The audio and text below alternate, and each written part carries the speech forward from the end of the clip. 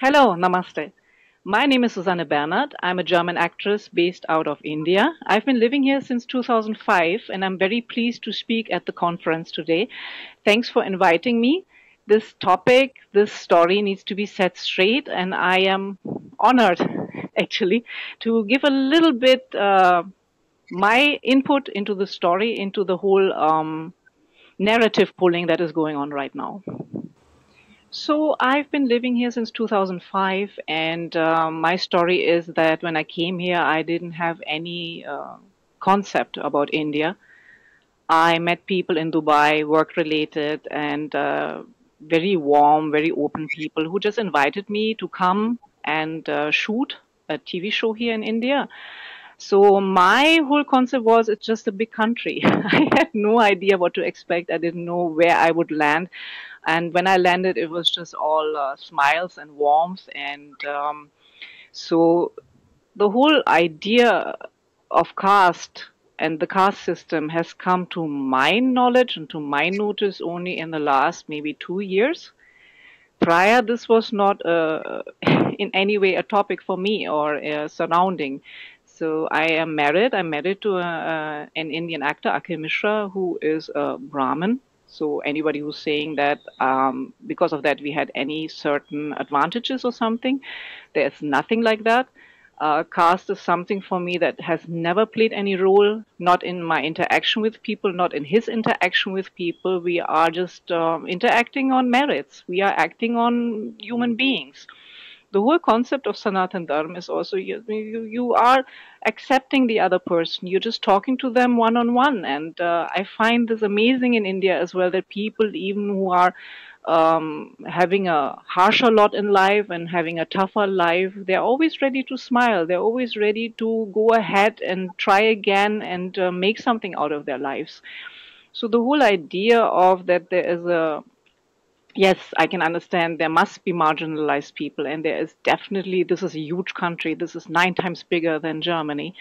So there must be incidences where stuff is happening. And I'm very sure, especially in rural areas or where people are not having the kind of access, uh, incidences must be happening. But the thing is, it is not happening in the cities anymore. And I don't go around, nobody goes around and asks, what's your caste?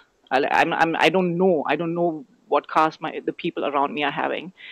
And to say about Germans in Germany, I don't think I looked up on Google just to see what this perception is, and I found a lot of the typical articles that you also get from the Google in English. So there's not much difference. They're going by these very rigid, structured hierarchies that have been introduced by other people, by the invaders to India, basically. So to see that that was only Google, and if I remember or I try to recall every time when I'm in Germany and I have an interview, I have to explain more that there are a lot of official languages, like 22 official languages, two that are used in government offices, how big the country is, how diverse the country is. People are more interested in that, and they don't have any. It's a very superficial knowledge that Germans are having about India. Just very, yeah, there is a country there, and sometimes I see it in the news, and then something happened, and COVID, how horrible it was, or oh, now it was raining, or the heat wave. It's just whatever flashes in the news. But I have not had one single conversation with anybody about caste system or caste or what it is, or I don't think they know in Europe, or at least in Germany. So in my day-to-day life here in Mumbai and with the people who are employed and are doing service, like the maid who comes to my house, we talk about anything. We talk about her daughter and how she's proud that she's sending her to school and English medium school. So she's very proud of that. And we're talking about the weather, and we're talking about food, and we're talking about shopping, and we talk about everything. I don't recall one single conversation with anybody in this country about caste, except with my husband in the context of what is going on in the UK and what is going on now in California and what is happening over there. How this system that this caste system that India is not trying to have and trying to shrug off, and that was superimposed from invaders, that they're trying to put that into action in other countries under the pretext of that it is a protection of minorities. But then by that, you automatically put it into the context of that every other Hindu is an oppressor and a racist person. I think they would call me probably racist because I'm just walking around living my life and I'm just interacting with people and with human beings, and I'm not denying, I'm not saying they are not incidences, but it hasn't happened to me. I had I had incidences where I was targeted out because I'm a white female and an actress. So that has happened. That has happened in house hunting, but that doesn't make me a victim, and that doesn't need a law to protect. Like, I mean, there is a law, but if a housing society doesn't want me, I go somewhere else. Sorry. There are many broad-minded people here, very open people here, very loving people here. I don't think we need to concentrate on the bad cases because then we will never get moving in life. I think the current situation, what is happening is that they are trying to superimpose this law again or trying to make caste into an issue. It has to do with the fact that India is rising and India is getting stronger and it has a thriving economy. And if you have a thriving economy and you're a stronger country, you can't be manipulated. So I feel this has a lot to do with an economic background and with the socio-political thing, because you can't tell our Prime Minister or Narendra Modi ji now anymore what to do. He is not going to listen. He's going to do the thing what is best for Bharat. He's not going to do anything for anybody else unless he sees it into a, like it is needed. So that is one of the things that I see. And the other thing is it is also it's a power play. Yeah, you can do something. You can do something to people what you were doing 200 years ago. Now you can like maybe redo it again. And if you are keep on pressing certain buttons, then it's again the divide and rule.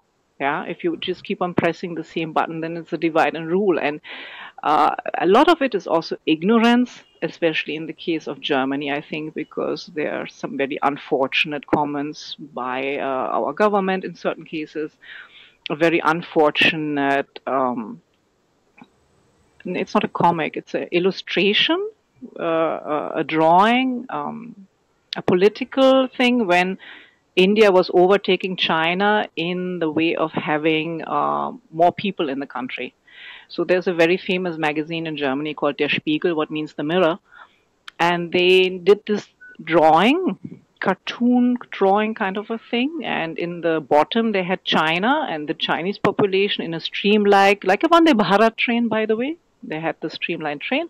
And on the top, they had all the Indians in and outside of trains and hanging like they try to see that all the time. Not that it's not happening, but the whole image is like that, that India is just this chaotic country that has overtaken China now. And there was a huge outcry in Bharat about this. So I'm just taking that as an example to showcase how much is ignorance, not knowing, stereotypes, a very narrow way of viewing things, not like Sanatan Dharma or Yoga, where you strive for unity, where you strive for inclusiveness, where you strive for bringing. I mean, it's not a coincidence that the main tagline is "Sabka Saath, Sabka Vikas," and I think a lot of people in the West also do not know what caste Mr. Modi is. For example, Narendra Modi ji is also from a caste, backward caste, and I don't. I always find it very interesting that people come to him and treat him like this Brahmin hierarchy kind of a big persona. So, yeah, education is all, knowing things is more, and I know very little. I'm still learning. I'm still reading a lot about it, and I'm trying to figure out where it is a political gain and where it is like a play or where it is a real incident. Because even when we have real incidences, we should look at them. But it should not become a law in another country about a system that this country is trying to abandon. I find this mad. This is crazy. Yeah, I feel this conference on the 16th, where I wish everybody a good luck and a very progressive and interesting discourse in the conference. I feel these kinds of conferences are very much needed because a Hindu per se is just living his or her life. Usually, they just like moving ahead, chalega. Yeah, they're not as organized as other.